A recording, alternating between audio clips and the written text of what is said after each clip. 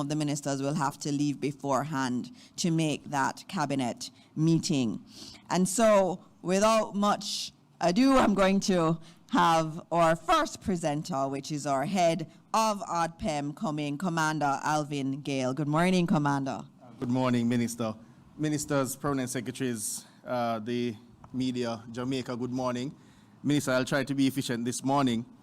So we are now 27 hours post the all clear given by the ODPEM, and the ODPEM continues to coordinate national, international aid support through the National Emergency Operations Center, which remains fully active.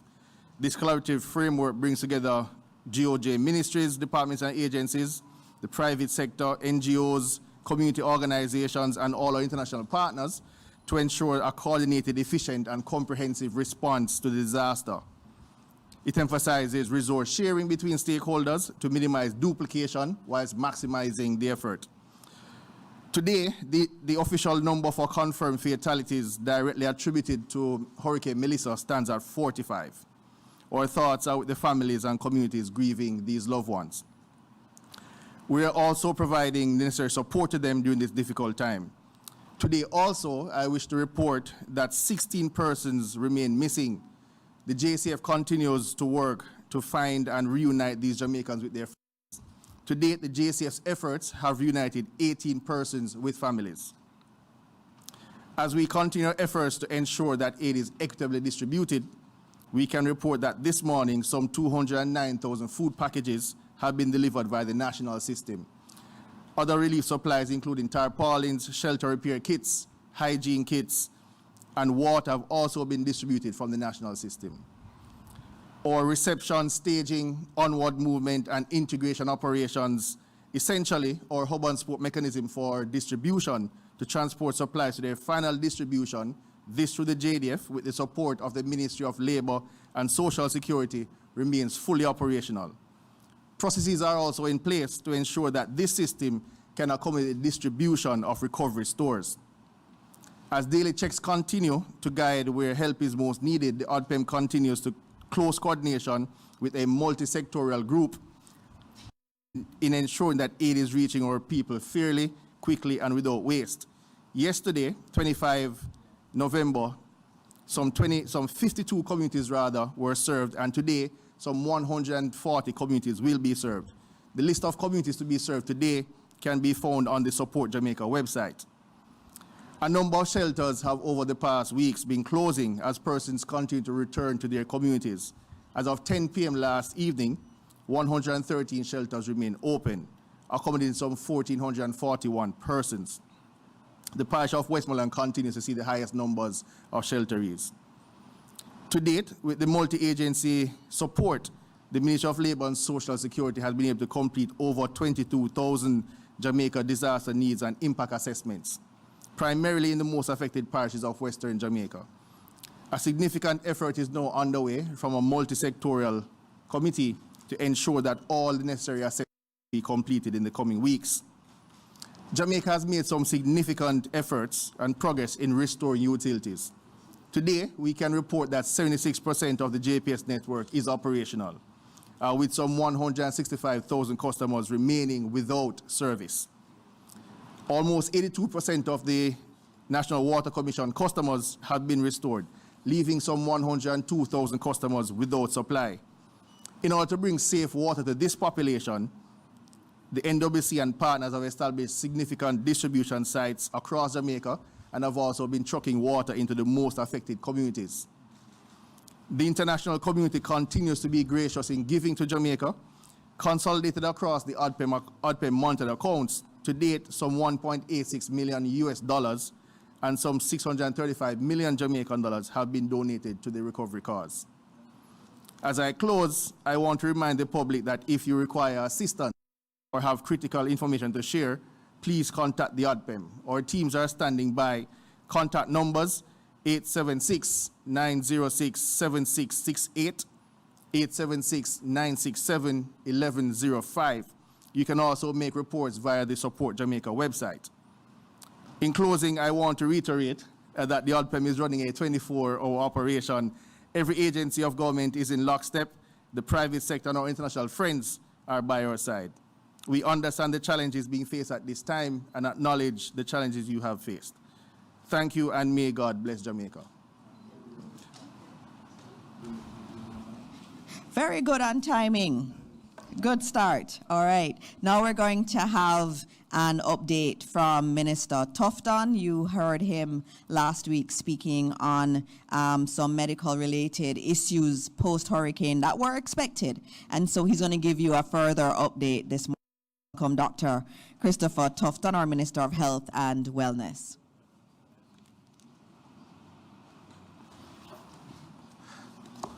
Thank you very much. Okay, good morning, everyone. To my colleagues and to others who are here. So this is a fairly brief update. I want to just recognize in the audience my PAHO colleagues, Ian Stein, who is country head, he and his team, UNICEF also, because they have been a critical part of the health response. We continue to respond to the environmental issues in health as a result of the hurricane, and I'm restricting my comments today to that. We will give a more fulsome, updated response at our ministry's press briefing tomorrow on Friday, where we'll give a much longer version of the health response. So in summary, we have a plan, and that plan we believe is working. We started off with the emergency services in the immediate aftermath of the hurricane. As of this weekend, we will have 3 field hospitals set up, the last one being at Savlamar Hospital. Very sophisticated facilities that provide all the necessary services, from diagnostics to lab to pharmacy to inpatient care, operating theater, etc. We then moved into the primary facilities, where we have attempted to restore services, if not the infrastructure, of our health centers. 101 health centers have been impacted in the zone of the storm. We have about 325 health centers in total, approximately 101 impacted in various ways. 25 or so badly damaged, either totally damaged or extensively damaged. As of now, the assessment is being done, similarly so with the hospitals, and bringing those back to a point where the services can be provided, even if in a makeshift facility, whether it's a tier 1 tent type health center, or as said earlier, the field hospital. In addition to that, we have been attempting to ensure that our health staff, through our assessment, are come back to normality in terms of their physical possession and their losses. Of course, giving them some emotional support also. And between those local workers and the teams, many teams from various NGOs, bilateral, multilateral partners, with the support of entities like PAHO, UNICEF, and others, we have been able to establish the personnel that is required to give the support for the services. And that, in the immediate aftermath of the storm, we believe is going well, in that persons, Jamaicans who need attention, are in fact getting attention. And we're very proud of the team and the work that they have been doing up to this point. The other point, and where I want to just spend a little time on, is the environmental threat. Now, we are sensitive to the concerns that have been raised in the public space by experts and non-experts alike, by either on the political hustings or by persons who are trained and who have sincere and genuine concerns about the announcements around leptospirosis and vector-borne related diseases. So we listen, and we accept, we assess, and we respond. I just want to reassure the country that we have always anticipated, as in preparation for dealing with a storm of this kind, one that we have never had before, as you know. that there, in the immediate aftermath of the storm, there would have been environmental risks. If you look at the history of these types of events, including the most recent one being what was the name of the one before? Beryl. The data would indicate that we had spikes in these environmental threats or diseases. Leptospirosis being a bacteria, of course, and dengue virus. So it's not genius to predict it, because the data and the historical data supports it, that this happens. What is important is that we prepare for it and we confront it. In the first instance, to prevent or certainly minimize, and in the second instance, to treat and to cure. Just to reassure those who may be concerned and have expressed those concerns, we started training to deal with the possibility of a lepto outbreak from before the storm, or just in the immediate aftermath of the storm, even before we could provide data that there was a spike. PAHO is here and they can validate that. We started doing lab training for testing, securing the testing equipment and the materials, sensitizing our doctors or field operatives to look at or reminding them of symptoms so that they can diagnose before lab test results, and of course reminding of treatment. In that department, we have no issues up to this point. The health team is properly seized with what they need to do, what to look for, and how to address. In addition to that, the health team in the field who are moving around looking at the consequences of the storm, the pileup of solid waste, which again is predictable, floodwaters, moving things from one place to the next. There are areas, low-lying areas, that are going to be particularly risky. Coordinate with NSWMA, local government, and others. That team is very seized with what needs to be done, and they are in the field. And, you know, one could argue that it could have been a lot worse if we were not mobilized and out there, and the public education, information, and support was not taking place. But, you know, we say to the public, without that assumption, that we are very comfortable and confident in terms of the approach that has been taken. We are confident in the team that is doing the work. And, you know, to assume the worst, to my mind, is to pour negativity on what, from my perspective, is a positive approach to a risk that we have to take. And while we listen, while we take note, I just want to reassure the public that we're doing what is necessary. So the flooding and the impact of the flooding, the moisture in the environment because of the flooding, in homes because of the roof loss, the solid waste which is now being cleaned up, we have supplied to our colleagues in solid waste through local government, the areas that are particularly risky based on our assessment. The work is now taking place to remove that solid waste, to clean up the natural environment of the sun is drying out the areas that are moist, which gives greater breathing ground for the bacteria and for the rodents to move and to spread the bacteria.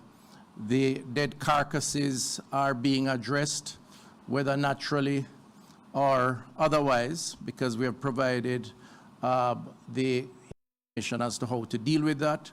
We're also providing information on how to deal with waste, given that toilets have non-functional in some instances in some of the communities, and all of that is taking place. We have also ensured that we have mobilized the team to be on the ground We have made special appeals to bring more persons on, retired public health team members who have volunteered to engage the process. We have also, where outside help has been offered, ensure that persons are credentialed and are deployed where the need is greatest, working with our partners at PAHO and otherwise. And from that perspective, therefore, we think that the plan is working. We do anticipate that we will see a tapering off of the suspected and infected cases. We stand, as of the 22nd of November, on record 91 suspected, probable or confirmed cases of the disease, with 10 PCR confirmed cases, that is a testing, which is the gold standard of testing for this kind of illness. 11 deaths, 3 of which are confirmed leptospirosis deaths. And the indication from the team, this is the EPI team collecting the data from our centennial sites across the country, is that the increase in suspected or confirmed cases is taking place at a decreasing rate. Now, what's the ray of hope in that? Is that we are expecting there it will taper off and then hopefully decline to what would be more in keeping with the average rates in the country. Now, it's still early days, and I don't want to go out on a limb and predict. It's not my job so to do. But I believe that the work on the ground is bearing fruits, and that we hopefully will see better days ahead, and we will keep you updated in the days and weeks to come. So that's it for me as it relates to leptospirosis. As I said, we'll give a more fulsome report on the status of health in the next day or two to deal with all the other issues. And there's a lot happening. And I want to just take the opportunity again to thank the team for the work and the support in so doing. Thank you. Thank you, Dr. Tufton. And we are, as you heard, there's going to be more details. There are other parts of the discussion that need to be done in a little bit more detail, and he will treat with those later this week. And so up next, we have our Minister of JPS and everything, Minister Vaz, who is out there every day fighting for the people of Jamaica to get back light. And so, Minister Vaz, you are next up, and please welcome our Minister of Energy, Telecoms and Transportation. Thank you very much. Good morning, ladies and gentlemen. I'm sure by now you would have either heard or seen the response to my statement in Parliament yesterday as it relates to the JPS restoration efforts as a result of Melissa. There was some question and answers after, which has caused some level of confusion, and I'm here this morning to basically just give a quick outline of exactly what has transpired to where we are today. So Jamaicans will recall that a license was issued, electricity license, in 2001. That license was renewed in 2016 and expires in 2027. The license requires that the government of Jamaica indicate by July 2025 the status of their decision as it relates to the license that expired in 2027.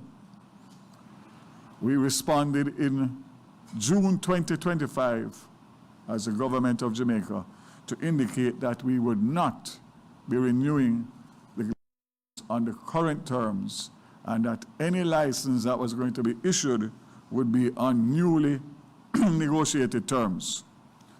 Firstly, because we believe that the license was flawed in the first place, and secondly, a license that is 25 years old does not reflect the changes and the landscape in the energy sector.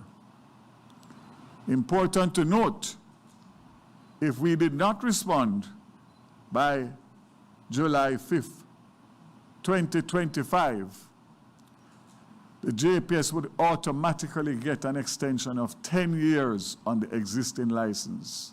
That would take you to 2037. So for all those who are saying that we have caused a problem because we gave them notice and they can't raise money with their license for 2 years, just imagine for another 12 years under the same terms and conditions with the electricity price as where it is as the highest in this region. So I wanted to make that first statement to put everything in context. Secondly, we don't want to mix politics with Melissa. That's a position that I have taken and the government has taken. But I must state, and you can take from my statement now what I'm saying. This is the first time that the Andrew Holness-led Jamaica Labour Party government has gotten an opportunity to renegotiate a license from scratch. First time. And we gave a commitment to the Jamaican people then that we were going to protect the Jamaican people by making sure that a license or any license that was issued would have the Jamaican people's interest first and foremost. That would be the country and the consumers. So I made a commitment as minister with the backing of my government that the license would not be renewed on the current terms, and that a negotiating team would be put in place to start negotiations with whoever was interested in the possibility of running the utility company. JPS expressed an interest, and therefore that's all well and good. But it's clear that we have options. So the government of Jamaica, for the first time, had leverage because we have a license to issue in terms that we want to make sure are favorable. Here comes Melissa. Unfortunately, Melissa came and did catastrophic damage, not only to Jamaica landscape, but also the transmission and distribution lines of the Jamaica Public Service. Originally, first estimate was between 480 and 600 million US. Thankfully, that has been coming down nicely as assessments continue, and they are now at about 350 million US dollars. So that's great news. However, Melissa posed a problem because with a license with 2 years to go, the JPS would not be able to find or raise the capital on the market. And first thing that they said was that they would need a 15-year extension of the current license in order to be able to raise capital. They met with the multilaterals, who were very, very anxious to help on an emergency basis, but they too said that they needed between 8 and 10 years extension in order to protect their loan. So the minister here and the government and the cabinet were in a pickle for two reasons. One, an extension on the existing license, despite the fact that we had Melissa, would be a breach of faith in relation to the commitments that were given. Secondly, we would not have time to negotiate any amendments, even on an interim basis, to speed up the restoration and be able to speed up the restoration at the same time. Huge problem, because the fact of the matter, as was said in Parliament by all my colleagues yesterday, the people want light. The projection by the JPS currently, with their existing apparatus of 170 imported linesmen and equipment, takes us to April to May 2026. Can you imagine telling the people in the 5 parishes that they have to wait until mid-year next year to get light? Absolutely unacceptable. It's just not possible. It's as simple as that. So, we had to find a solution. And the first solution of mixing an extension for funding was not palatable, neither for me as minister or for my government. So on Monday morning, after several different iterations and negotiations and proposals, we had a meeting with the Minister of Finance, the Financial Secretary, myself and the Permanent Secretary, President and CEO of JPS, and the Chairman. And I made it clear on the outset that we are not discussing an extension and funding. We are separating both. That was agreed. We were able to come out of that meeting and go to Cabinet to get an approval to loan the JPS $150 million US immediately, on the basis that that money would be used singularly for an advanced restoration, taking us from April or May next year to January to February 2026, which means that we'll be saving 3 to 4 months on restoration. How was the 150 picked out of a hat? They said they needed 300 linesmen to add to the 170 linesmen, and that would cost $75 million US a month for 150 for 2 months. They said, let's stop there. Let's deal with that and get the restoration program going, and then we continue discussions and negotiations in relation to what happens after that. So that is what Cabinet approved, a 5-year loan, which means that they have the option to pay it off in 2 years, which is when their license expires. If they are successful in the negotiation on our terms, they'll be able to raise the capital immediately to pay the government back their money. If they are not, and there's a new player that is coming to the table, the contract and the conditions of the license requires that the government buys the assets of JPS, which means that our $150 million will be set off with whatever that valuation is.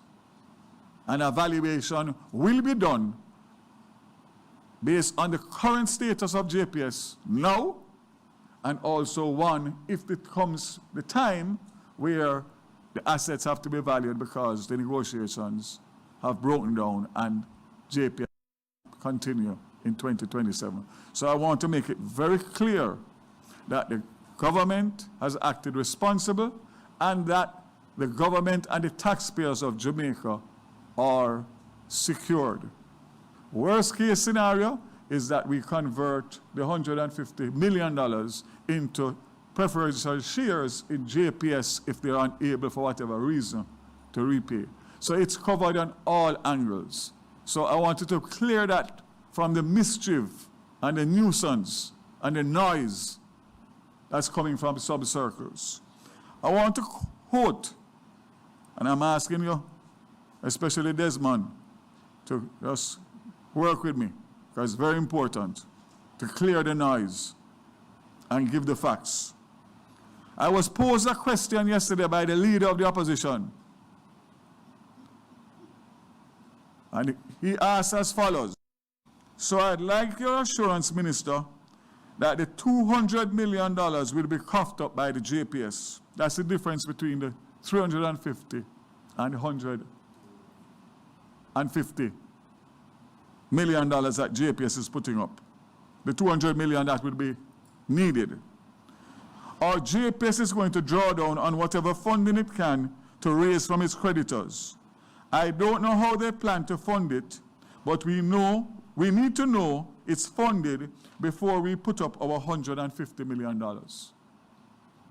What the leader of the opposition is saying is that we must not start the restoration immediately. We must allow the people to continue to suffer while we negotiate and try and find a way to find $200 additional million, which would set us back for restoration not by June, May, but probably 2 to 3 more months after that, by the time that negotiation is completed. So, as I said, that's a quote from the leader of opposition. And my response is, as Minister of Energy, as a Jamaican, as someone who has been to the hardest hit areas, seen the people suffering without electricity, I cannot agree with withholding funds that will accelerate the restoration of the recovery process until JPS sources the other $200 million. It would be unfair and unjust to the people of St. James, Westmoreland, Hanover, Trelawney, St. Ann, and other less affected areas. The $150 million will be the difference between people getting back light as early as Christmas 2025 and latest end of January, February 26, as against June 26. I also want to say that I made a miscalculation, and overnight I was able to get it corrected. There's an application, Brother Desmond, at the OUR for the last $50 million in the emergency fund. So the figure is no longer 200 million. Overnight, it's $150 million, making it that much easier. So I had a discussion with the OUR this morning. The documentation is in front of them, and based on all that has happened, I don't see how an approval will not be given for the disbursement of that $50 million.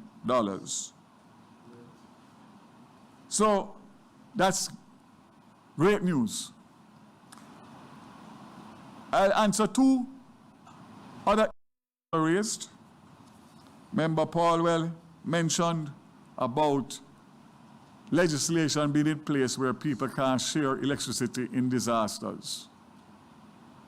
I've asked my legal team, who have given me a preliminary. That only obtains if you are charging for it. So if you have a brother or a sister or a cousin or a next door neighbor who has light because they have a generator, and they are prepared to give you an extension cord and light up your house, please go ahead. And I encourage all who can do so to do so, as long as it is at no charge. And I don't think that there's any Jamaican that would charge in times like this, whether catastrophe or no catastrophe. And last but not least, I saw an interesting post this morning to say that what the Jamaican government has done in relation to the loan to JPS is common global practice. To name a few countries that have done it: Japan, Turkey, Pakistan, US, Grenada, Austria, granted public assistance loan to utility companies for disaster recovery. I'm not aligned with any political party. I just share objectivity. This bias. So again, we have not reinvented the wheel. We have done what a responsible government ought to do. I will be getting, as soon as the Ministry of Finance has finalized the loan documents, they will be made public. And as soon as that is done, which I expect to be done in a matter of days, including this weekend, so that JPS can move to have those 300 linesmen here by the 2nd of December. Meaning not the linesmen, but the linesmen, the barge with all the equipment, everything, and work 18 hours a day to get as many places in the affected areas up for Christmas. Those would be the main townships, etc., that are possible. We will get from them a complete schedule of what they will do from the time those 300 linesmen arrive here, plus the 170, 470, going right through, and everybody will get an update knowing which communities, which parishes will receive restoration when, similar to what we did at the end of Beryl. I close by saying that it is a priority. There's nothing bigger and more important in a restoration from a hurricane than electricity.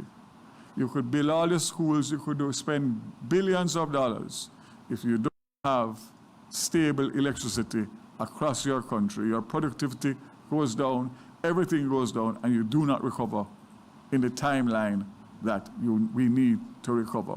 So again, I want to assure the Jamaican people that what we have done is the best that we could do in the circumstances that we are, and we will be monitoring with expertise assistance the numbers that have been given us in terms of the restoration and the restoration schedule. It's not money that we are giving out without the requisite transparency and accountability from the persons to who are receiving that money. I will keep you updated, and I just urge you, listen to informed information, listen to the government, listen to me, listen to my colleague minister, and remember that at all times there are persons that do not have the best interests of the country and the people of Jamaica at heart. I leave you to be the judge. God bless Jamaica.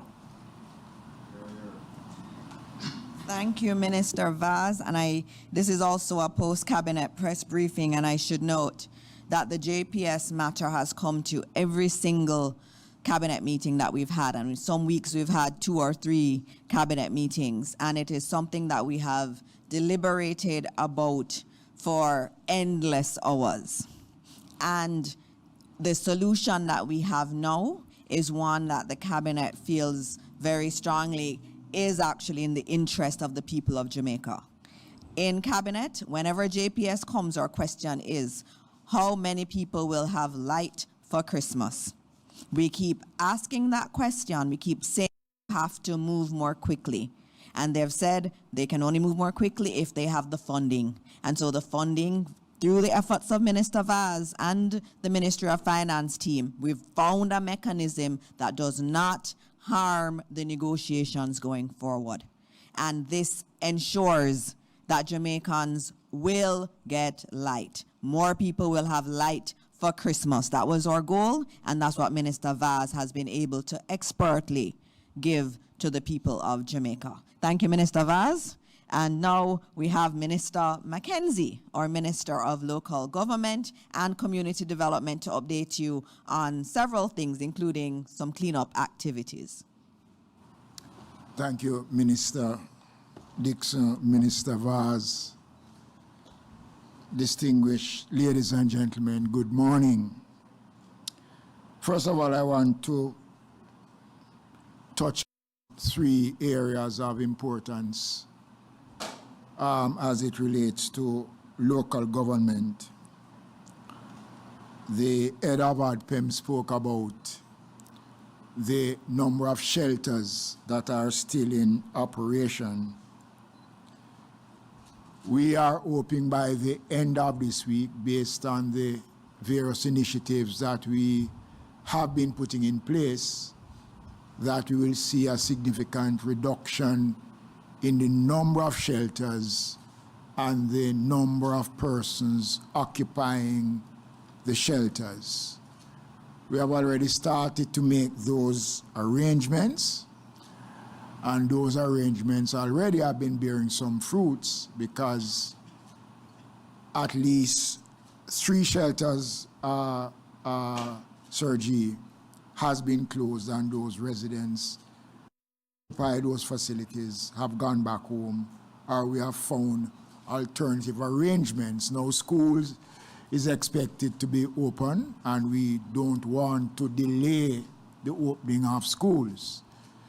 The major issue I have, Minister Dixon, is the shelter in Trelawney that occupy where the infirmary, which was totally destroyed, occupies a significant part of the school. Later on this afternoon, we'll be inspecting some prefabricated solutions that we intend to, over the next 2 weeks, to install in Trelawney that will house the almost 130 persons which are required to occupy the infirmary. Now, this is going to take time, but in the meantime, Minister, while we continue to put those in motion, I'm going to beg of you again for some time. PS, we're talking about the elderly now, the older generations, who we have to be careful how we move them. We have a similar situation in Westmoreland where one of the wings of the infirmary was totally destroyed, and another section of the drop-in facility was also destroyed. And again, we are going to be using the same solution that we will be instituting in Trelawney to relieve the situation in Westmoreland. Questions have been asked as to how are we treating the homeless population.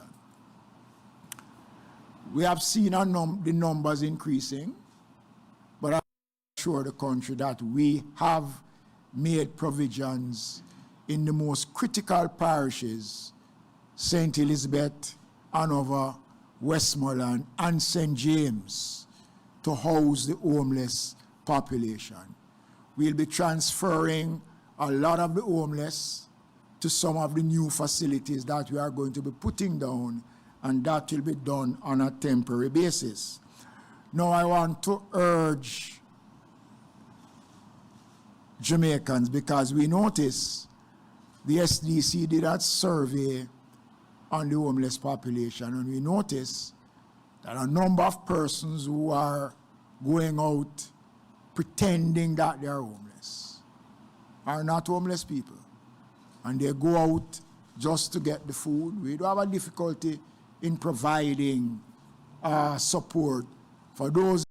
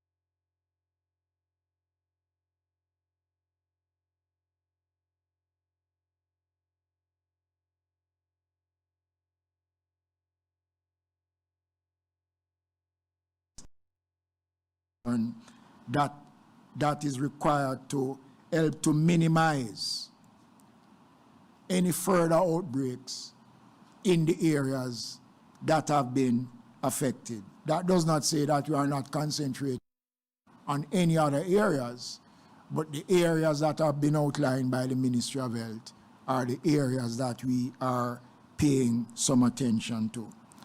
The normal garbage collection still continues, and we have been ramping up the collections. We have brought on more private trucks in the system, so you will see much more activities.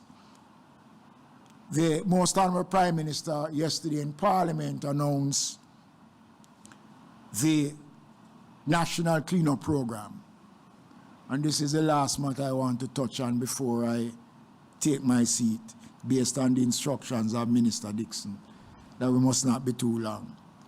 The National Cleanup Exercise we intend to commence next week in Westmoreland. Now, this program by the Prime Minister will see the 16 most affected constituencies are taking part in this exercise, which we intend to have over a 2 to 3 fortnight period of cleaning. I want to make the point that we might not be able to accomplish all that we want in that period, but the necessary arrangements are in place if we have to go beyond. The call is being made for well-thinking Jamaicans to join in this exercise. So if you have a truck, a tractor, backhoe, any heavy-duty equipment that you have that can assist in the cause, you can make it available when we go to respective countries. Now, the SDC, as the Prime Minister outlined, will be undertaking their working with the members of Parliament and the councillors to ensure that persons who are recommended, so each constituency will provide some 200 workers towards the program. I'm urging Jamaicans, even although a stipend to be paid to some, those who can give freely of their time, because this is a national issue. We're not ignoring the other parts of the island because the program will take in the entire country.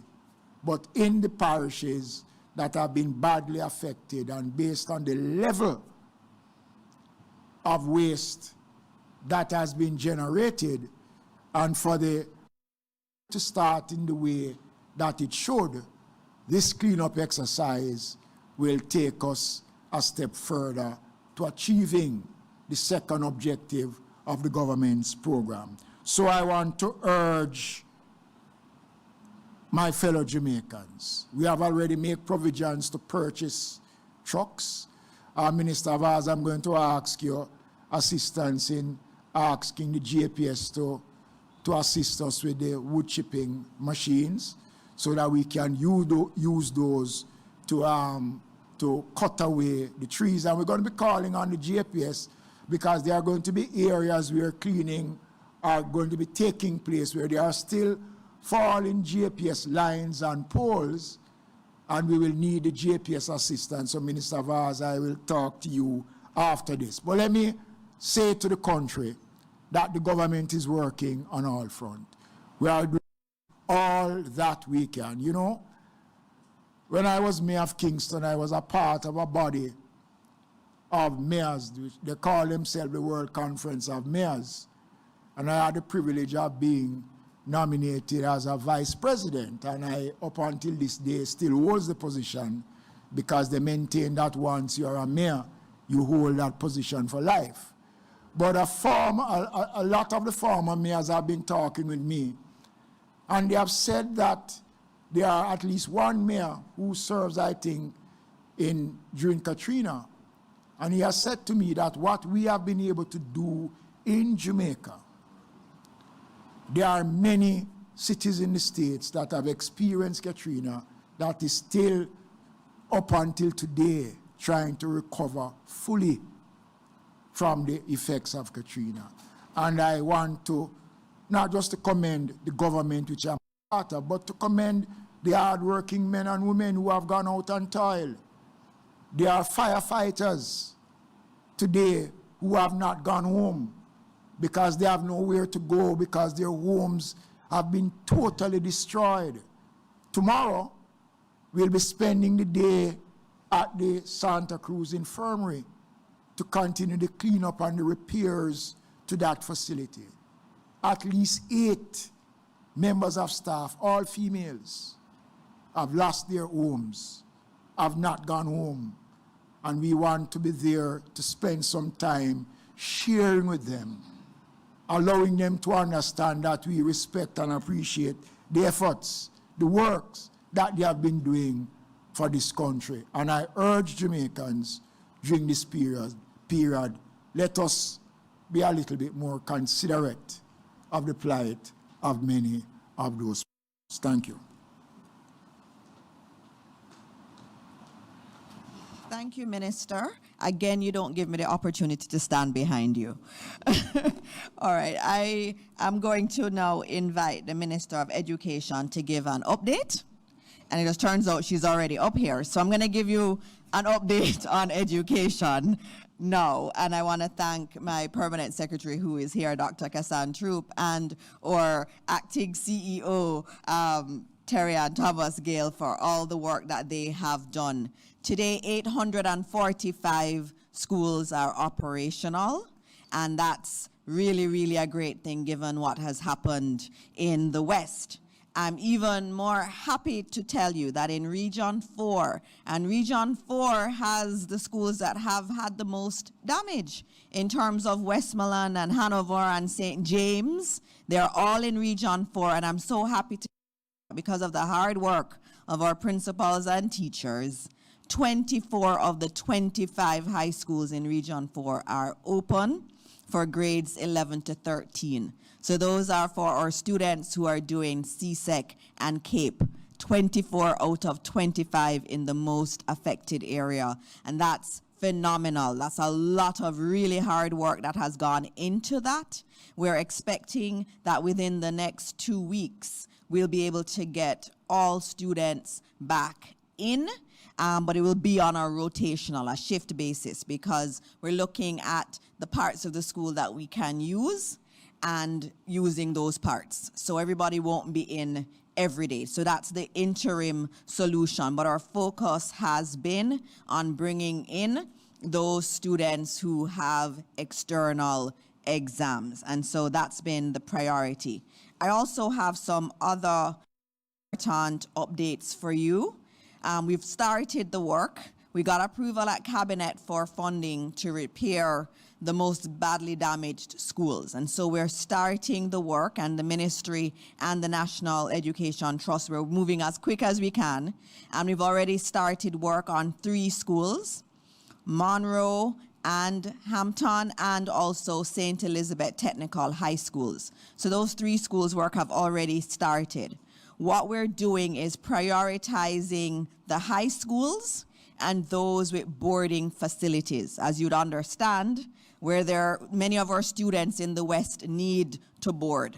And so we are focused on those schools. There's some additional schools that have facilities that haven't been used for boarding, and they are going to be fixing those facilities to take in more boarders from the West. So you have schools like Homewood Technical High School that's expanding their dorms so they can also assist even more. Last week I spoke about the host school program, which many of our schools in Kingston and St. Catherine and also in Clarendon, Denby was a big one, and also Glenmuir, they have agreed. Glenmuir agreed to take in, I think it's 100 students from the West. And so we're supporting those children who need to move from the West into schools. But we're happy, though, that 24 of 25 schools, high schools, have opened for the exam cohorts. There's only one school, Minister Mackenzie, and you know we have to work on that one because it is still being used as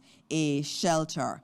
We've also have some new roof specifications. As we rebuild our schools, we're very serious about resilience.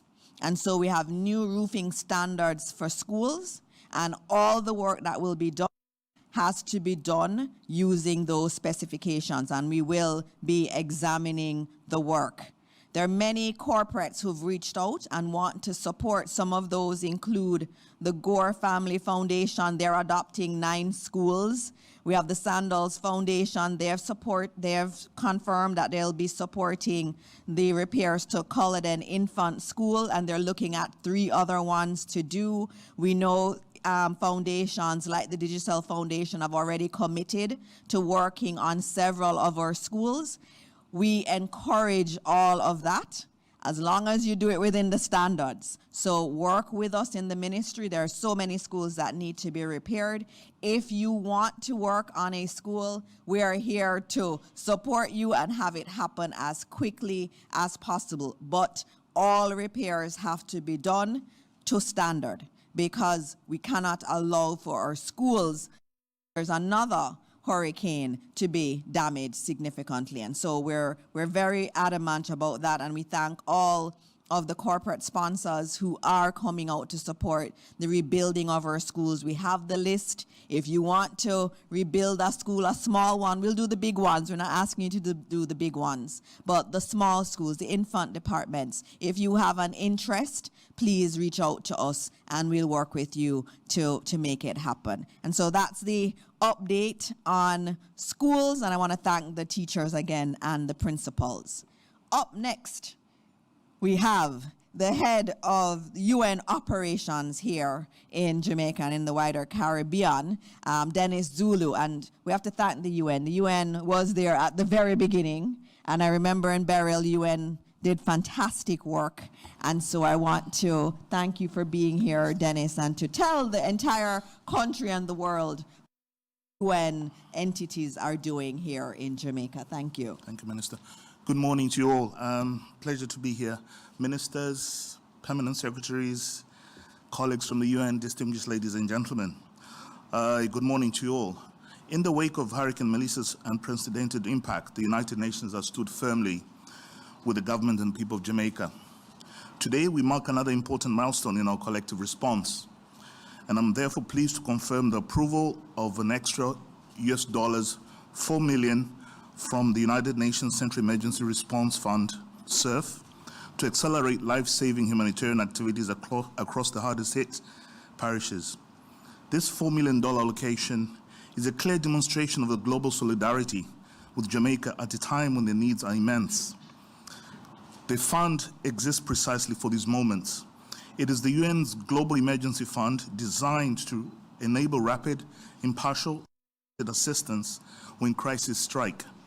It pulls contributions from member states, the private sector, and individuals, allowing the United Nations to immediately deploy resources that save lives in these critical first days.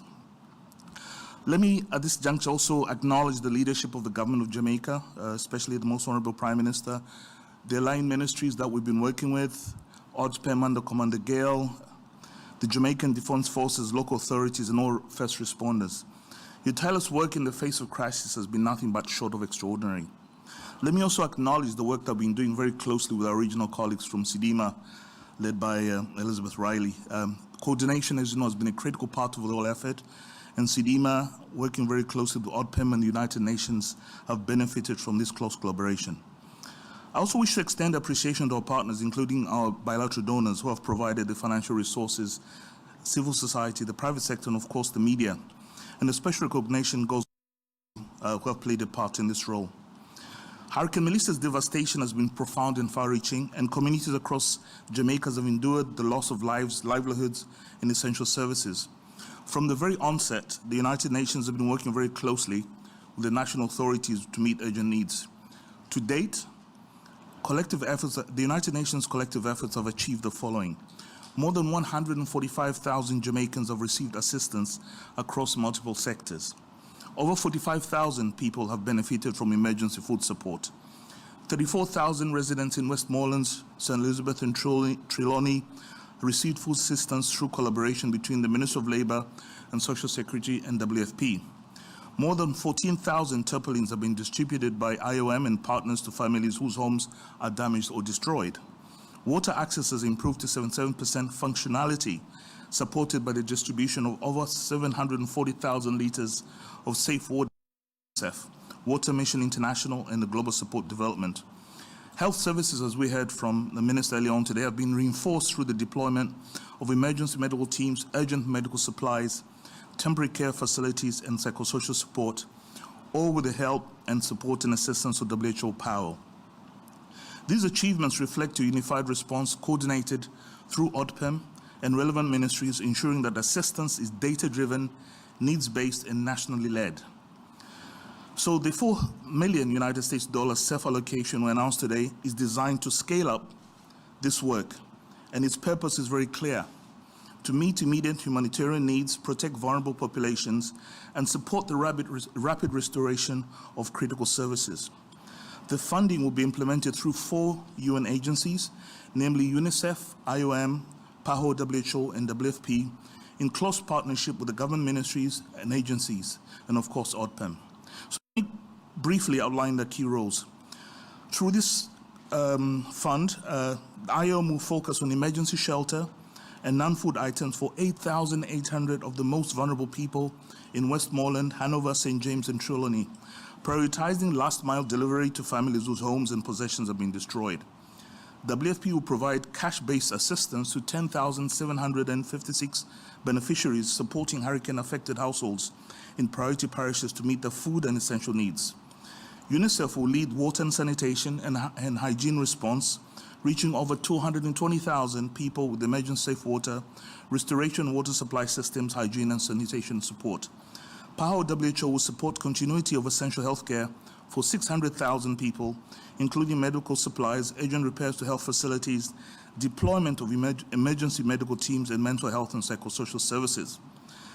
This self-funding enables us to respond rapidly to humanitarian needs, complementing other funding sources and ensuring that assistance reaches those who need it the most. And today's funding builds on substantial work that has already been undertaken by the United Nations system, including pre-positioned emergency supplies, rapid assessments, medical deployments, logistical assistance, and continuous stakeholder support to national authorities. Beyond this immediate response, the United Nations is primed through the over 22 agencies in Jamaica to support the recovery effort. All this is coordinated through ODPEM and respective ministries, ensuring alignment with national priorities. While today's launch is significant, the road to recovery will be long and complex.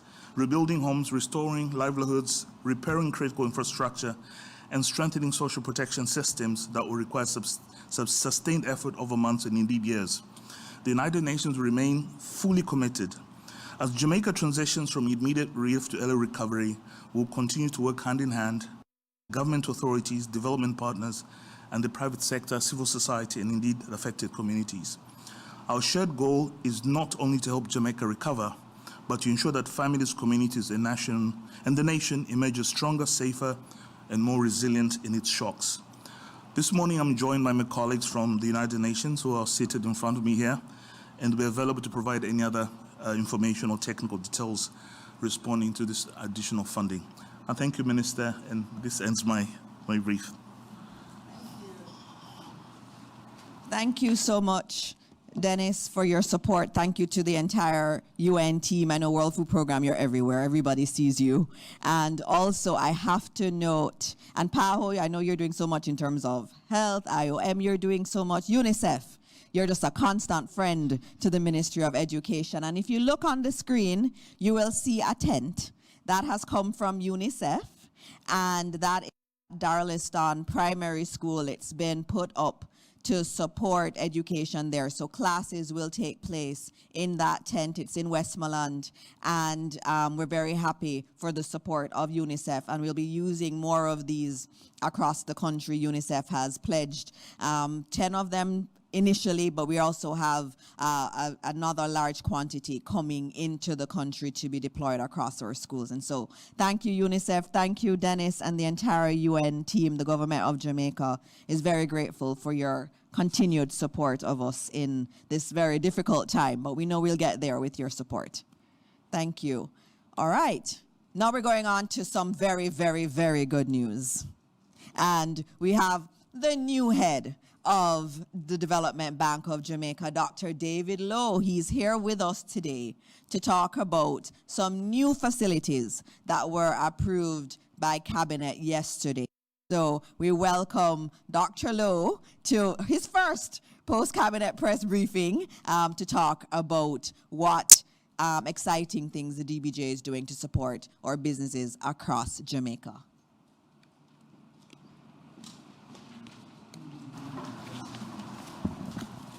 Thank you, Minister. Good morning, ministers, permanent secretaries, development partners, fellow Jamaicans, good morning. I'm here this morning to share with you the official launch of what is now referred to as Development Bank of Jamaica's M5 Business Recovery Program. This program is a $10 billion Jamaican recovery fund designed to assist in recovery, resilience, after the passage of Hurricane Melissa. The funding is broken into 3 key phases and stages of deployment. Is a $1 billion Jamaican fund available to all of the AFIs and MFIs, which are our partners in the financial sector, and they have immediate access to this $1 billion fund, which is part of DBJ's current balance sheet. The second phase, which was approved at Cabinet this week, is $3 billion, which is a further support for the engagement, which I will take you through in terms of how we'll be supporting Jamaican businesses. Thereafter, there's a further commitment of $7 billion Jamaican dollars, which will assist in the overall rebuilding of particular sectors, supply chains, and other economic actors. And I'll take you quickly through that. So the first, immediately after the storm, the Development Bank of Jamaica engaged in a number of consultations. Consultations with our existing beneficiaries on loan and credit facilities. We had engagements with our AFI, the banks in Jamaica, microfinance institutions. We also extended our outreach and data gathering to different business associations. We started with the Small Business Association of Jamaica, Exporters Association. We also spoke to Chamber of Commerce, and a number of other key partners in explaining to us what their memberships were facing in terms of the immediate effects after the storm. What we did after that was simply to understand where are the gaps in terms of access to finance, and where are the gaps in our ability to service support businesses that have a range of impact, from those that are immediately in the path of the storm and those that have indirect exposure to the storm based on the disruption of supply chains, etc. Thereafter, we developed a comprehensive plan connecting all of these complex gaps. Issues around eligibility, state of recovery, time to normalcy, a complex, comprehensive look was taken. And while this initial launch does not adequately address every possible permutation or issue that could be faced by a business, we feel that it's robust enough to start, and we will evolve as we go along. We continue to also engage our ministerial partners who have been tremendous in helping us to set up this framework. The ministry, our ministry, Ministry of Economic Growth, first of all. Secondly, supported by the Ministry of Industry. And third, Ministry of Agriculture. And fourth, Ministry of Finance. And over the last 3 weeks, as I said, we were all working together in a collaborative way to see how best this product could be rolled out in a way that's meaningful and actually creates long-term sustainability for recovery. Now, the framework has 3 distinct product windows. The first, we have coined the name the refinance window. These are businesses that might have been indirectly affected, which already have credit facilities. And what we've done is to look at how we can engage in an assessment of terms, relax certain issues that can allow them to continue and have some breathing space. The second is what we refer to as the reboot window. And this is also what we have referenced as a light touch. You may have just some short-term needs. You have inventory to be replaced. You have some infrastructure damage that's not material to your ongoing operations, but you need to get back to where you were pre-storm. And the most important, and there are lots of issues around this particular window, which is the rebuild window, which is a longer phase engagement. And these are businesses that have pretty much been totally disrupted. So if you put things in context, you think of what happened during the pandemic. Business activity was disrupted, but infrastructure remained. It was the movement of people that was primarily the impact on what was happening in terms of housing. In this particular situation, it's far worse. The complexity includes infrastructure as well as disruption to business. So we have to have a long-term plan in terms of how do we support resilience and to make sure that we're in a position to ensure that you're not going to be perfectly suited to withstand any catastrophe, but your ability to recover and reduce the impact going forward is what we're focused on in terms of this particular program. So each beneficiary will have, as it's displayed on the screen, between up to 20 to 50 million Jamaican dollars of access to each of these particular windows. And this will be advised through our partners, the AFIs, the MFIs, and we will then work with them in making sure that these terms are understood to the eligible candidates, and we'll work in terms of making sure they're timely and serviced. The next I'd like to share with you is where focus lies in terms of sector. Through our consultations, we had a very simple grouping to at least get the program started because we did not want perfection to be the reason why we did not start with this rollout. So we have 4 clear verticals, and the first is agriculture. As we know, St. Elizabeth, our breadbasket, was severely impacted.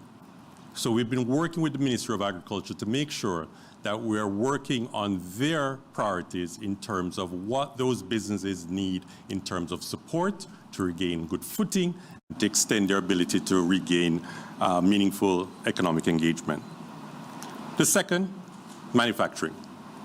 And manufacturing is a two-sided situation because where you have agro-processors who have had losses to their main inputs locally, they may have been operating in another parish that wasn't affected immediately by the storm.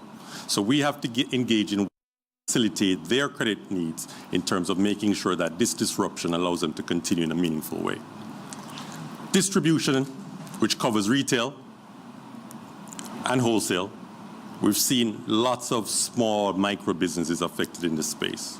And again, we want to be very targeted and very focused on making sure that these windows support them in their capacity to restore normalcy. Tourism, critical. Tourism has a number of areas that we have identified that we have immediate targeted responses for.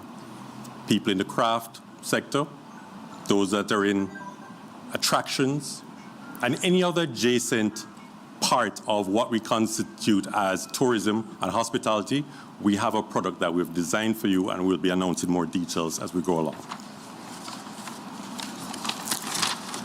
So what is also important is to understand why this matters. Why now, why this program, and why we feel so confident that this is one of many interventions that we're going to announce to the nation in terms of our response.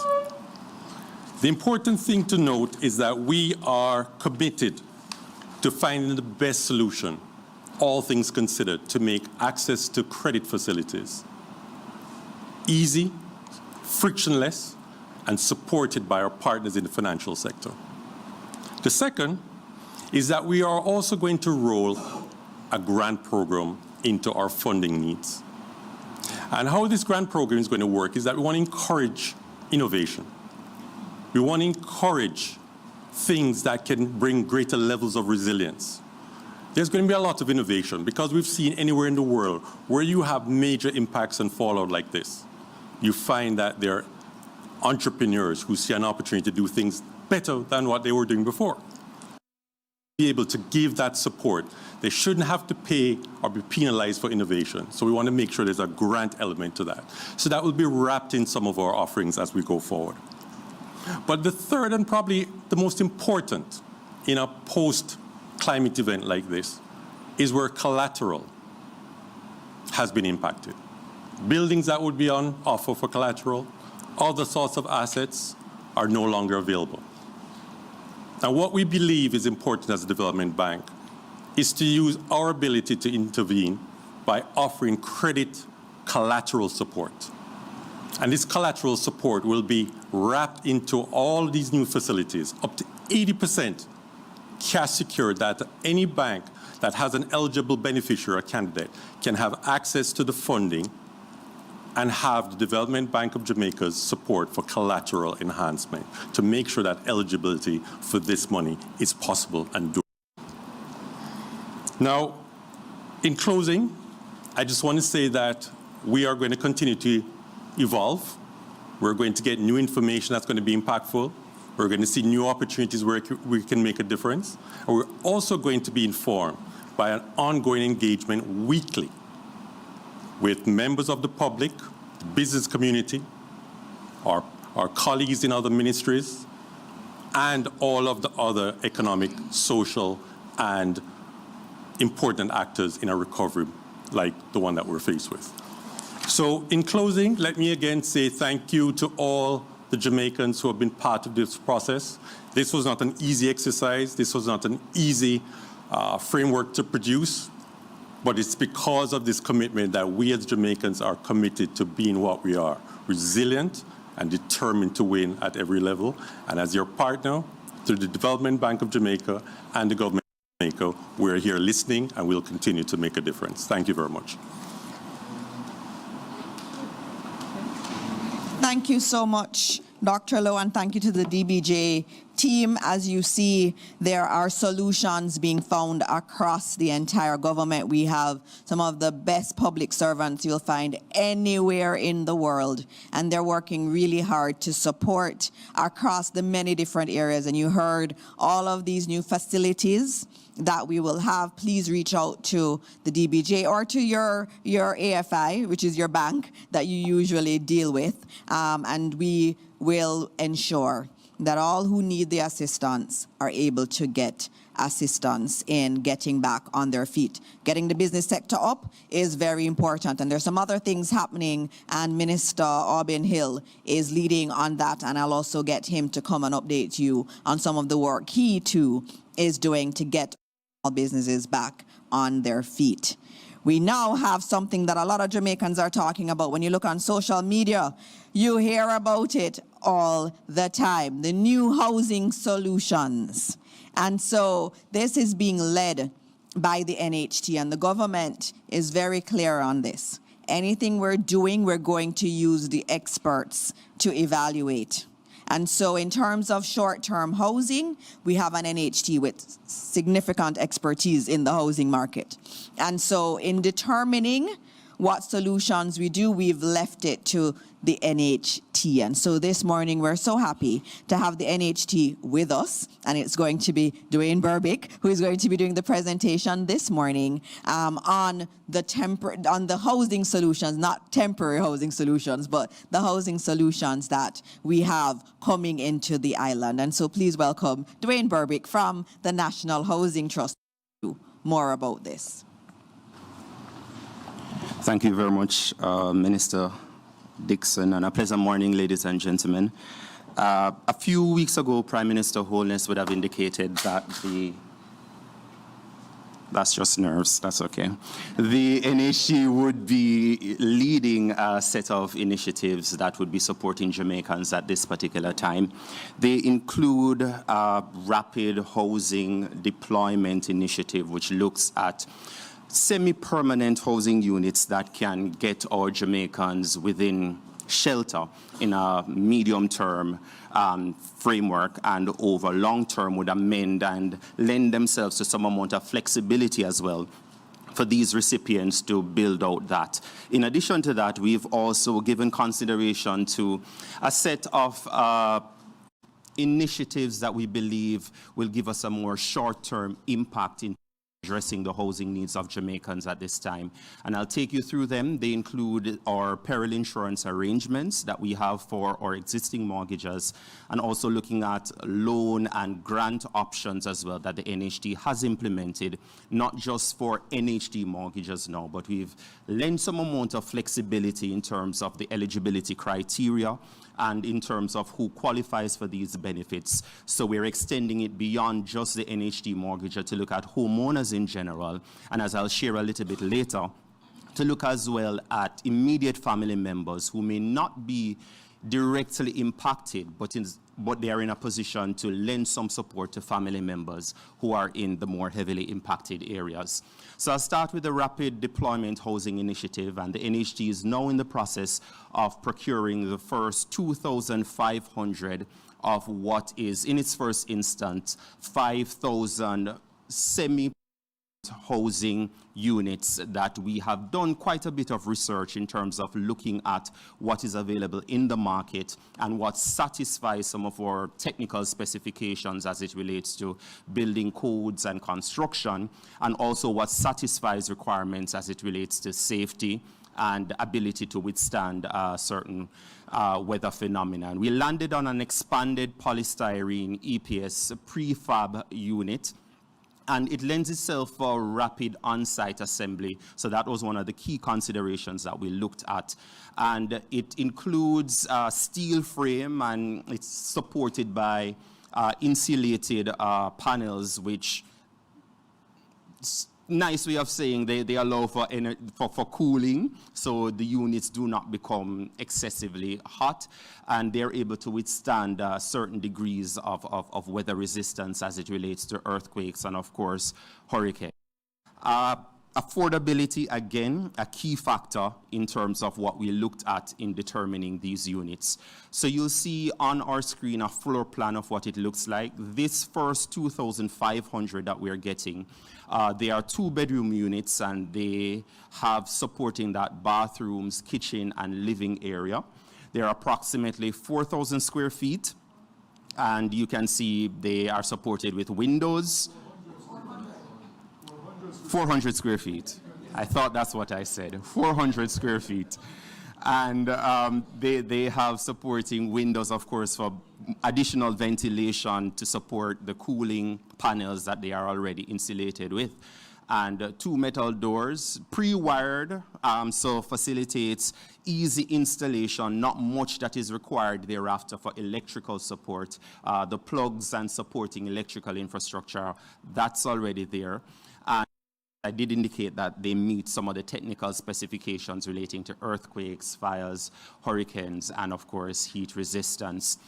The NHD in this first phase of the Rapid Housing Deployment Initiative, we're looking at setting up these units on lands owned by the NHD. So our construction and development team, we're currently assessing the status of lands, especially in the St. Elizabeth, Westmoreland, Hanover areas, that belt. And we're looking at where we had plans for housing development, and there may already exist some amount of supporting infrastructure for sewage, for water already, to see how quickly we can finish that infrastructure and have those units set up, and then look at other lands that the NHD has and see how we can also roll out a program to put in the supporting infrastructure on those lands. So the NHD will be charged with making sure that the concrete foundations are in place, so installation is easier for the customer once they have acquired the unit.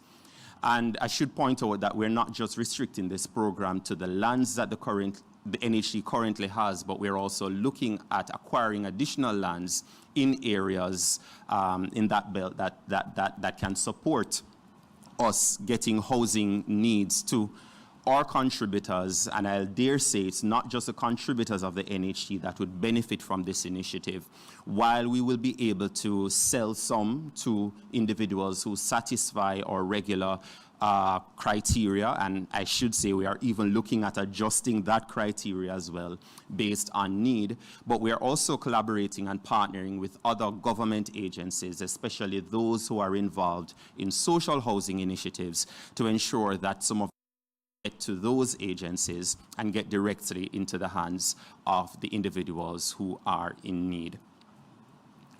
For our peril insurance arrangements, I'll share quickly on that the NHT's monthly mortgage payment, so the peril insurance arrangement extends to individuals who service their mortgage on a monthly basis with the NHT. So that monthly mortgage payment is not just principal and the interest that is paid, but we also have factored into that monthly payment as well life insurance and peril insurance. So in the event of a disaster, there is coverage for individuals to make a claim and to get back on their feet as quickly as possible. So we have in our portfolio just about approximately 130,000 mortgages. So if there are any individuals who service their mortgage with the NHT and are impacted, at this time they're able to put in a peril insurance claim. So we ask that you, of course, document the damage and document it properly. Take photographs before, after, if you have them, during, if you so happen to have the state of mind to have recorded some of the damage while it was taking place, and of course to get as well an estimate of what it will take to repair the unit and bring it back to its rightful habitable state. The supporting information in terms of other documents that would be required, that's on our website, nht.gov.jm. But the main thing I want to stress is that the documentation of the damage will be a key part. So when our assessors come, they are looking to match what they see on the ground with what you have put forward in your claim. And those claims are to be submitted by January 15, 2026. And I know there are some concerns about that. I should point out that the insurance coverage notes that claims, in fact, should be made within 45 days, I believe, after a disaster has happened, which would have brought us to December 12. But the NHT did some negotiations with our insurers and we got a 30-day extension. So now we're at the January 15, 2026 submission deadline. We are mindful, however, that some individuals are not back to any sense of normalcy just yet. And so we have mobilized our team. We have an NHT mobile unit that is now going out into our communities, into these affected areas, and are bringing the services directly to the people who are affected. So if you're not able to have internet or electricity and have difficulty reaching an NHT branch office to put in an application, we're happy to say we're bringing the service to you. We've optimized our mobile, which is a fancy way of saying we got a Starlink device and we put it in, and so we have good internet coverage when we go out there, not just for our team on the bus, but we are able to, lend some service to the people in the areas as well, that you can log in and let someone know that you're all right and while you're doing business with us. So the deadline to remember, January 15, 2026 for those claims. More information on our website. Visit an NHT branch office or look out for our mobile unit, which will be out on the road. I'll share a little on our hurricane relief loan, which is a special loan facility the NHT is making available to individuals who have been impacted by Hurricane Melissa. And it's a loan amount of $3.5 million that we're making available at an interest rate of 2%. And the loan tenure is up to 20 years or age 70 to repay whatever comes first. One of the special things about this hurricane relief loan is that we're not just restricting it to the homeowners and the individuals who had their properties damaged.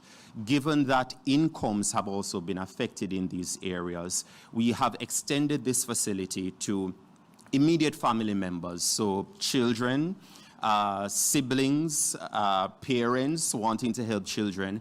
A wide cross-section of individuals can make an application for this loan facility on behalf of someone in a property that is affected.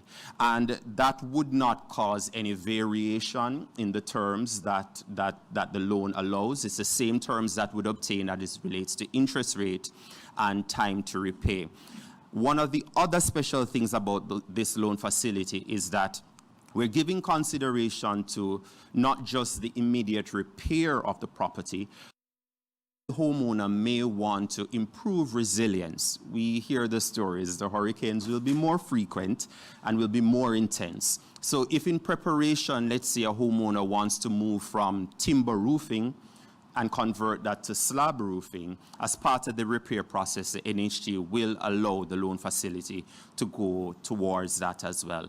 And another special thing, I know I said there are many special things about it, but the NHT is also giving a 6-month moratorium on this loan facility once it's processed, which means that you would not be making any loan payments in the first 6 months after the first disbursement of the loan has taken place. We have as well our disaster relief grant, which is a grant of $500,000 the NHT is making available per collateral, which means per house damaged. And that, again, we're demonstrating flexibility. It have to be the owner of the house that can apply for this. Immediate family members, again, can apply. And on that note of flexibility, we are also not just looking at homeowners in terms of those who are active mortgagors or contributors to the NHT. We do understand that quite a bit of our pensioners have been affected at this time as well. And so our pensioners are able to apply directly for this grant of $500,000 if they can. If they can't, and there's someone in the family who is a contributor, even if they're not living in the household, they can put in an application on their behalf. And it's $500,000 per collateral, so per property that is damaged. Some of the requirements for this relief grant include, again, much like our peril insurance claim, you must the property has been truly damaged from the hurricane. And so we want to see photographs again and estimates of repairs that have been received. And finally, I want to touch on the moratorium that the NHT is providing to our mortgages at this time. So in the 7 most affected parishes, and that belt stretches from Manchester all the way around to St. Anne, once you are a mortgager in that parish, the NHT is giving you a 6-month break in those mortgage payments. Usually, a moratorium just covers the principal, and things like interest and insurance will continue to accrue. The NHT this time around is putting a break on all components of the mortgage. So principal, interest, life insurance, and peril insurance. So no payments for all our mortgages between November 1 and April next year. So first mortgage payment will be due May 1. And I'll dare say, if May 1 comes and you're still not yet ready or in a position to start making those payments, we will extend that moratorium where necessary. For the individuals who are homeowners in other parishes, the other 7 parishes, if you too have had damage as a result of the hurricane, we are also providing moratorium. Those, though, are on a case-by-case basis. So individuals may put in an application to the NHT. You can visit our website. We've curated a space there, nht.gov.jm/recover, where you can find all the application forms, you can find the checklist of documents required, and we also have some frequently asked questions there as well that will support you in your application. Thank you.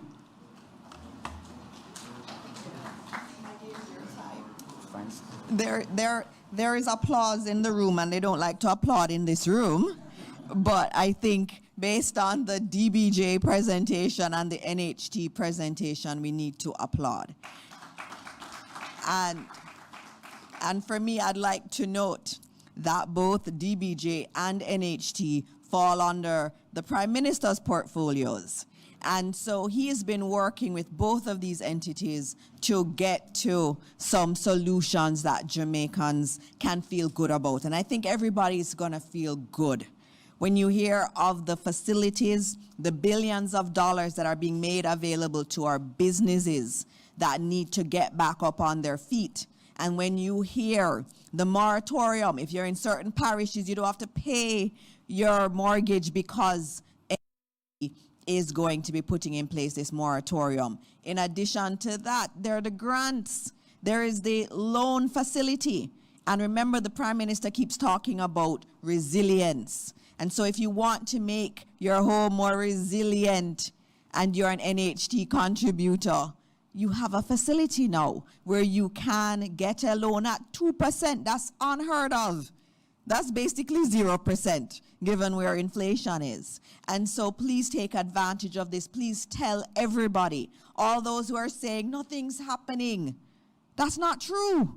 There's a lot of work happening, but the work had to be done in a very systematic way because it had to pass scrutiny.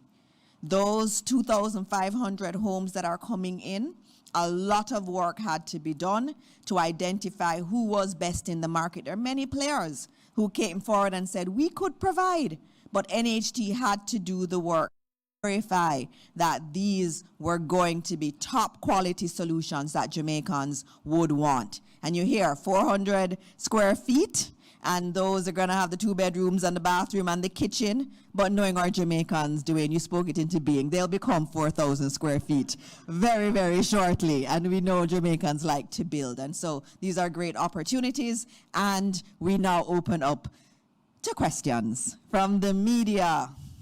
Antoinette, who do we have first? Is it, okay, good, go ahead.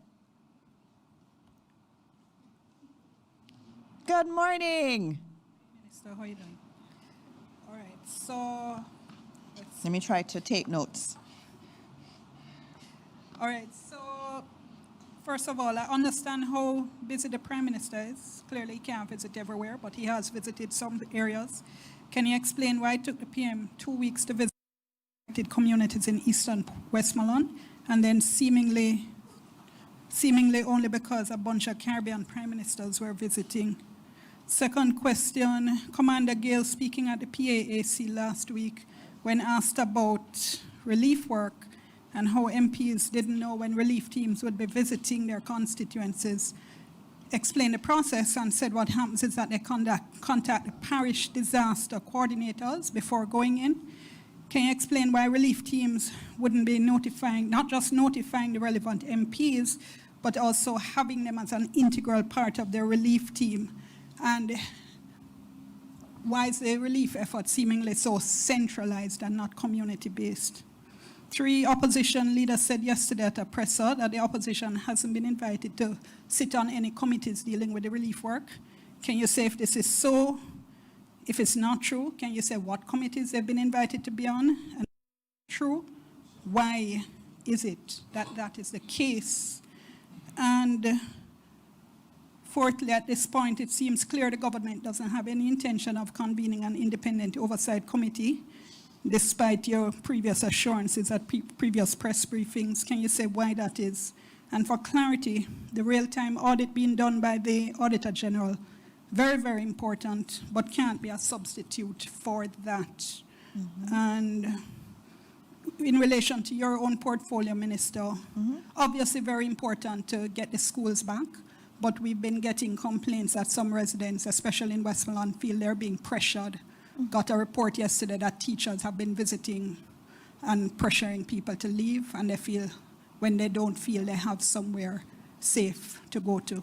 Yeah. I'll stop there. All right, thank you very much. That East Westmoreland question was the same exact question I got on Friday by one of the opposition members. They said the same thing. Why didn't the Prime Minister go to East Westmoreland? Why it took him so long to go there? And I had to show in the Senate a video of the Prime Minister in Westmoreland 48 hours after the hurricane. So I'll do that one, and I know Minister Mackenzie is going to take some other ones. The opposition being on any committee, just noting that the Disaster Risk Council has the opposition on that. That is one. In terms of the new initiatives, I have said time and again that Cabinet is looking at using the national partnership as an oversight body. We've not finalized anything yet, but that's what we've been looking at. And the National Partnership Council has the opposition on it. We have 2 representatives from the opposition. There is Senator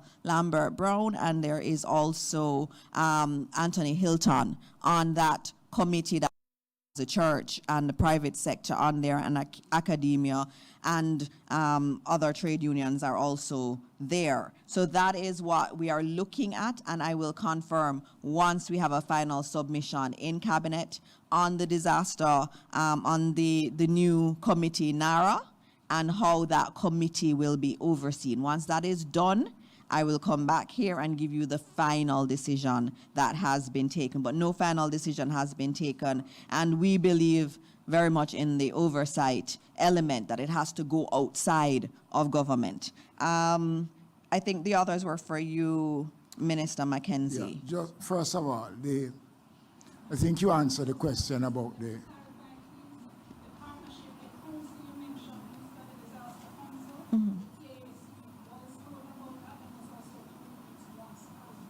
Yes.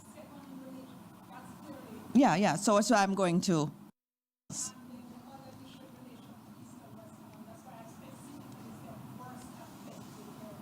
Okay.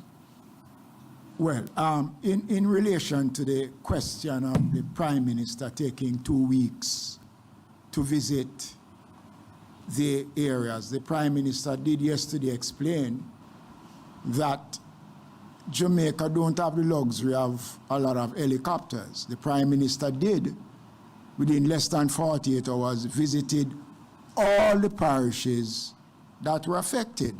So the Prime Minister did, in fact, visited all the parishes that were affected within the first 48 hours, but a more extensive tour was done in Westmoreland because Westmoreland was the area that the hurricane entered the island.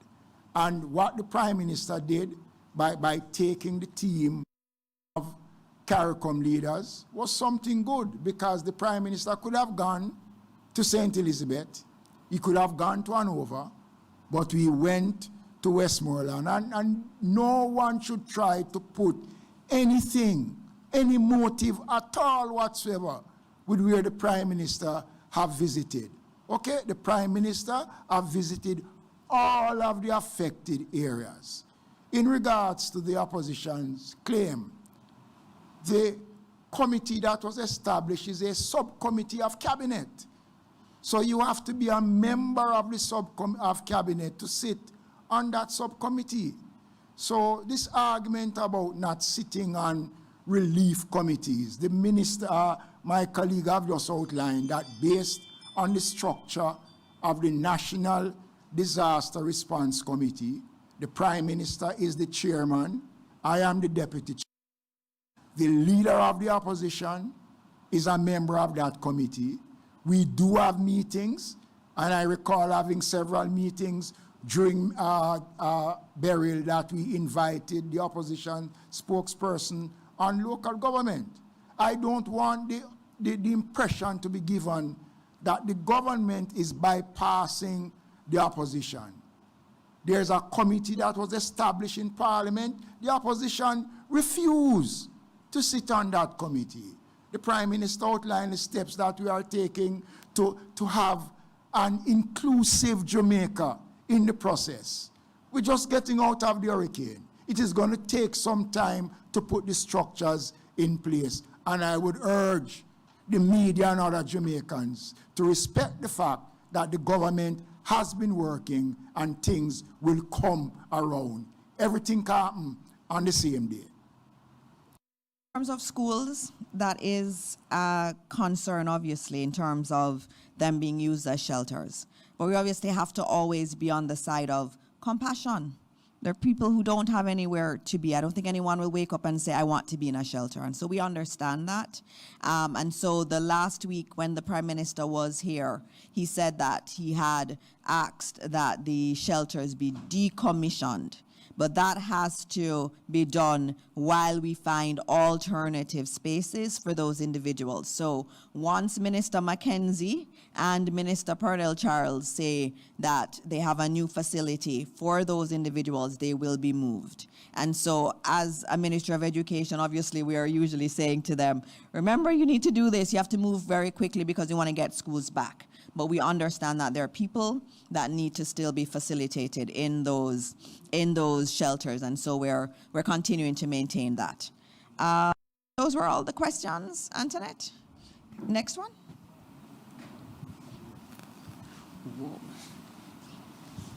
Good morning. Yep. The question as to why the relief teams aren't engaging with the MPs was answered.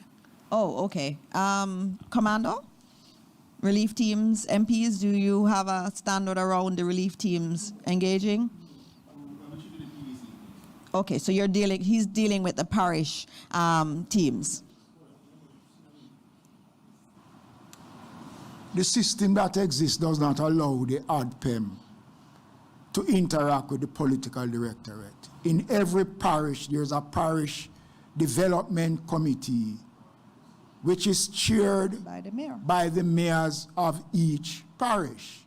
The parish disaster coordinators work closely with the ADPEM, and everything that is done is filtered through the parish development committee. We are all members of parliament in every parish is a part of those committees.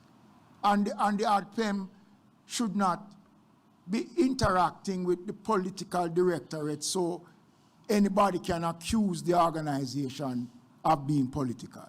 So the organization deals directly with the structure that exists, and that is what has been done for years, and we will continue to do so. All right, thank you. Thank you, Minister Mackenzie. Testing. Okay, there we go. Good morning, everyone. Good morning and welcome back. Nationwide news here. Question to Minister Vaz. Can you give any updates on the resumption of the rural school bus program, specifically in Hanover?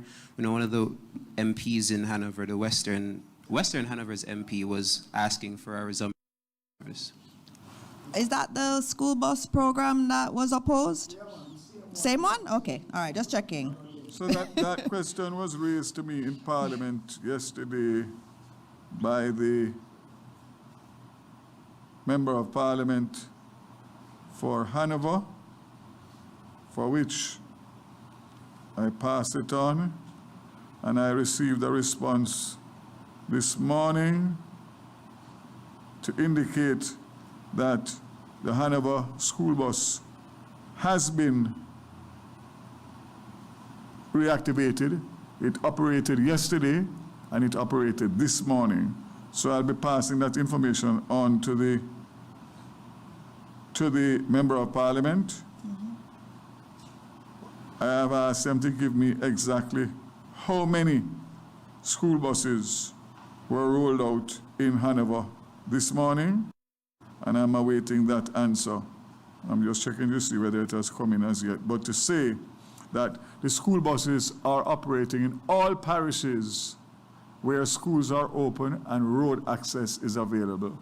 The only places that are not is the areas that schools are still being used as shelters, and road access for the size buses make it unsafe to travel.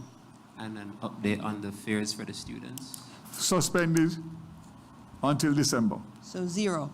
So we had originally indicated that the fare structure would start November 1st. Hurricane hit October the 28th, and so we have moved that forward to December. We'll reassess it in January, but obviously it's not only the worst affected parishes that were affected. The entire country has been affected, and of course people's lives and livelihoods have been affected in different ways. But in education, as you would know, is very important, and therefore we have to facilitate and accommodate the children to be able to continue to go to school even in times of adversity. Hanover is rolling. Thank you, Minister. Oh, there's more. Yeah, my second question would be to Commander Gale. In terms of the communities that were marooned, I know we've received an update on how they are now in terms of the status, but in terms of the people that are in those communities, now that they are no longer cut off as they once were, how is the recovery efforts going on in those places?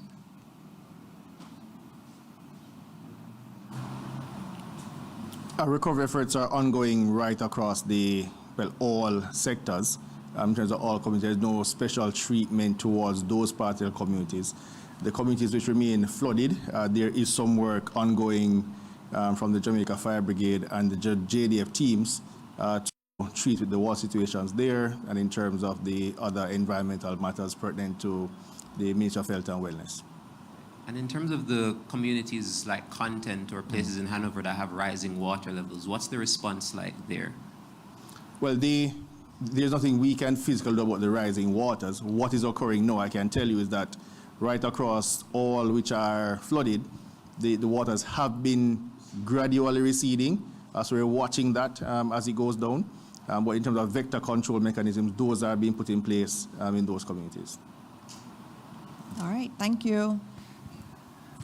All right. Good morning, everyone. Zara Burton, 18 Degrees North. There were 8 presenters, so I do have questions for 4 of the presenters. The first set of batch of questions is for ODPIM, Commander Gale. You mentioned that there were 16 people. I want to understand, I brought this up the last time, but why it is that ever so often we get a JCF message on Twitter about somebody missing, and yet we can't get a list of missing in this instance. 2, is it 360,000 people affected like you've said in the past, or is it 600-something thousand people affected in the past on the website of ODPIM right now that need aid? And the Prime Minister had said 900,000. So I wanted to clarify some of those figures in terms of how many people are we trying to reach systematically for aid distribution. Also, are you delivering aid on the weekends?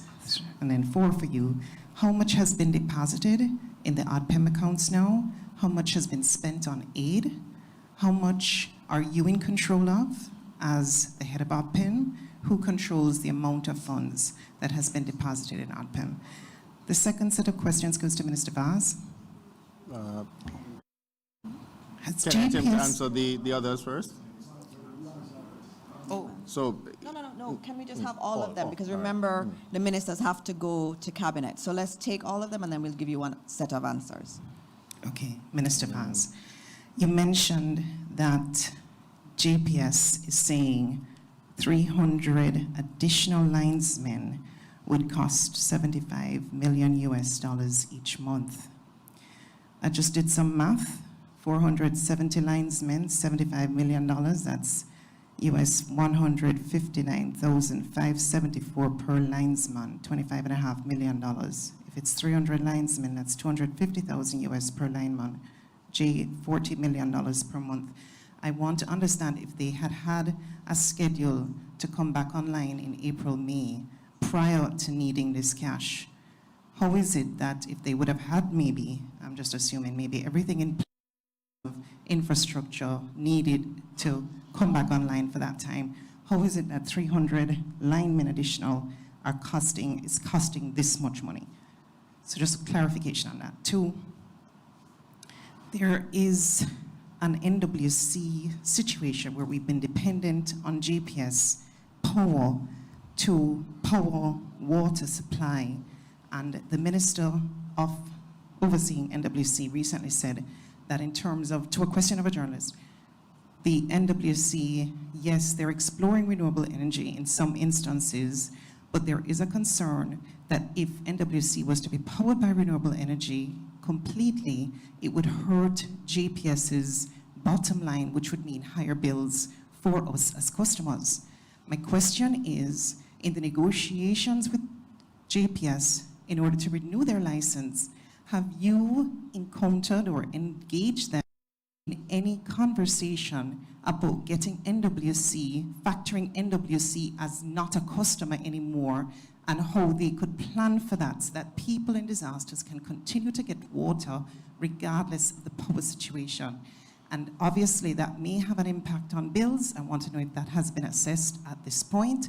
And lastly, on this $150 million investment that the government of Jamaica is making in JPS's restructuring, I get it, it's an investment in the economy.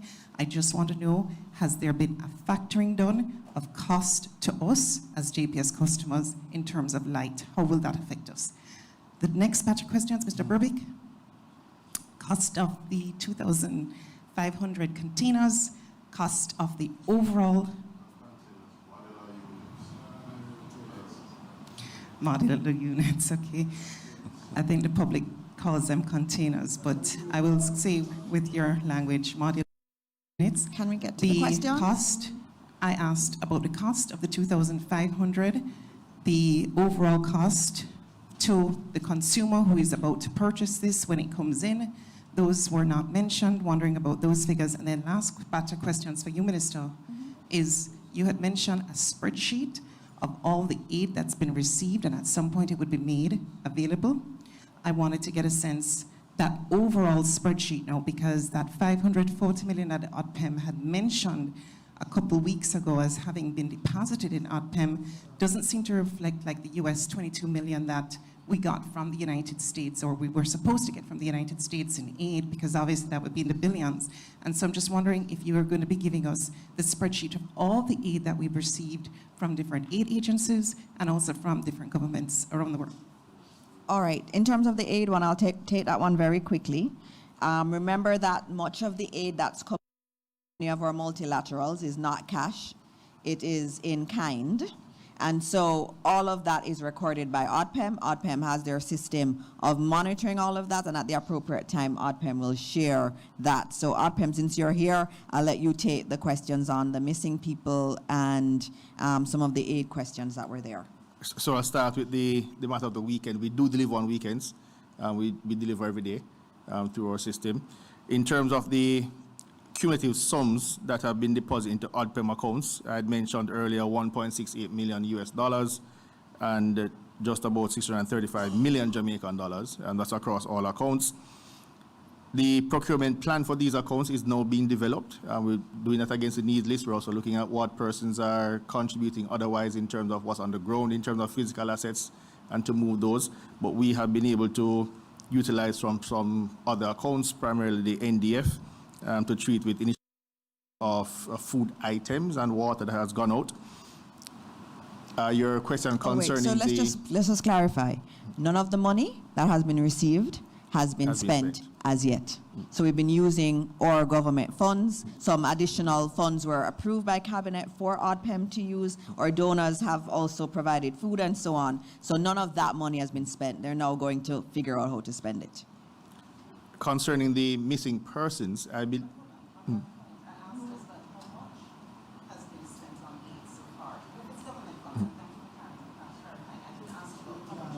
All right, continue. I don't have the figure with me. I can give you at a later time.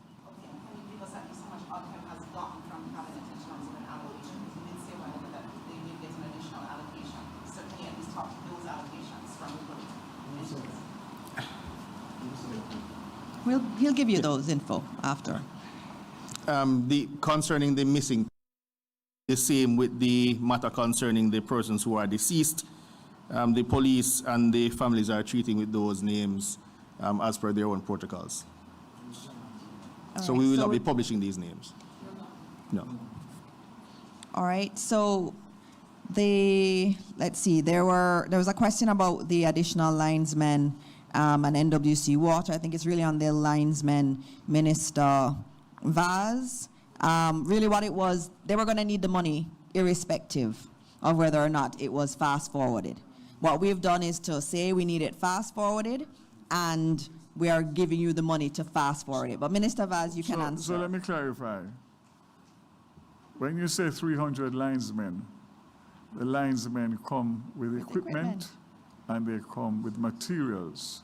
So when 300 linesmen come to Jamaica to assist the 170, they'll be coming with barges of equipment, very expensive equipment that has to be rented to make sure that they would be able to carry out the tasks that they have been mandated to do in the time that they have been made to do.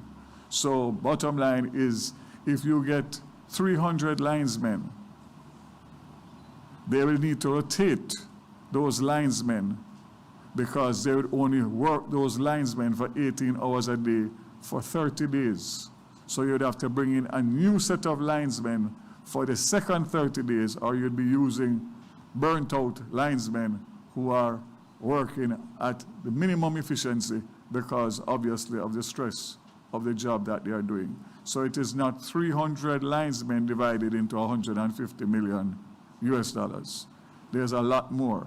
What I can say, as I said yesterday in Parliament, once the arrangements have been finalized, it will be scrutinized to make sure that we are getting value for money, and we will also monitor the schedule that has been agreed on in terms of the restoration period and the areas.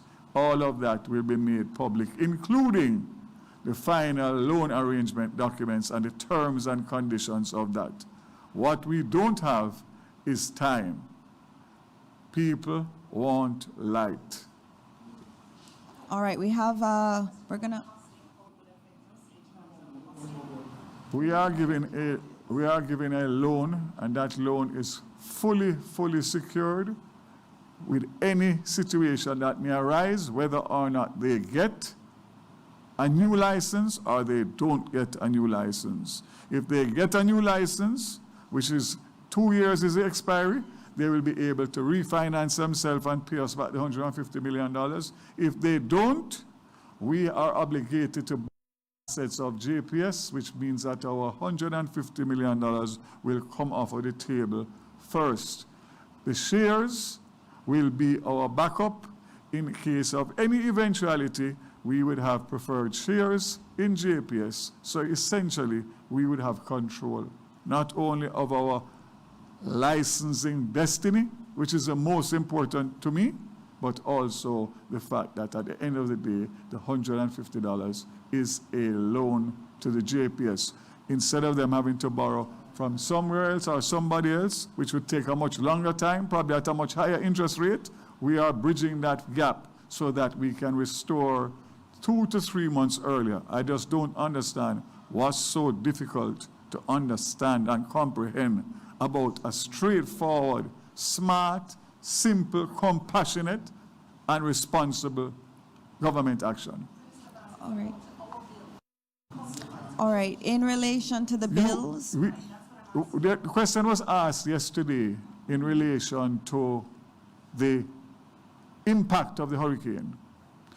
The 3 alternative energy sources that we use, Clarendon, Old Harbor, and Montego Bay, one was out of commission for 2 days, and one was out, and two are out for 3 days. So the impact of the change of fuel source would be minimal in relation to that fallout. And in relation to the loan, the JPS has to borrow money any which way. So this new money that they are borrowing from the government would probably be beneficiary to the customers based on the interest rates that will be negotiated, based on the fact that we are very mindful of the fact that any higher interest rates than interest rates would have an impact, obviously, with a pass-through to the customers. So the government and the Ministry of Finance, I'm sure, will take that into consideration and work out the best interest rate possible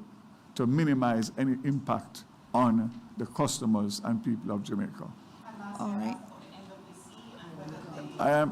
Unfortunately for me, I'm not the line minister as yet for NWC, but I think in due course Minister Samuda will be here, and I know that the Prime Minister made mention in one of his speeches about using alternative sources to make sure that in hurricanes we were not dependent on JPS. And as a result of Beryl, I know that there's some main water supplies that have already gotten generators, and I know that there's a lot more that are in procurement to make sure that water can be in the pipes in the case of any disaster or catastrophe. All right, I'm getting an SOS from Cabinet because we are an hour and 19 minutes late.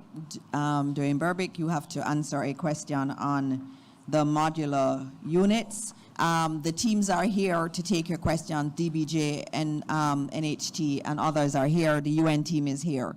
So if anybody has any additional questions, you can definitely get them answered. Thank you, Minister. I'll just quickly point out that we are currently in the procurement process, so we do not have finalized numbers as yet, and that's procurement. We are currently assessing over 40 proposals for the modular units, and we also have to do a procurement exercise for the infrastructure works as well. So the final cost to the customer will include both components, so we do not want to prejudice that exercise at this stage by releasing our estimates that we are working with. Suffice to say, if affordability is a question, the customer would be able to benefit from the NHT's grants and subsidies that are made in the regular course of acquiring a mortgage. All right, thank you very much, Dwayne. I have to leave. I mean, is it one quick one? Okay, sure. I did, on aid. I did. That was the first one I answered.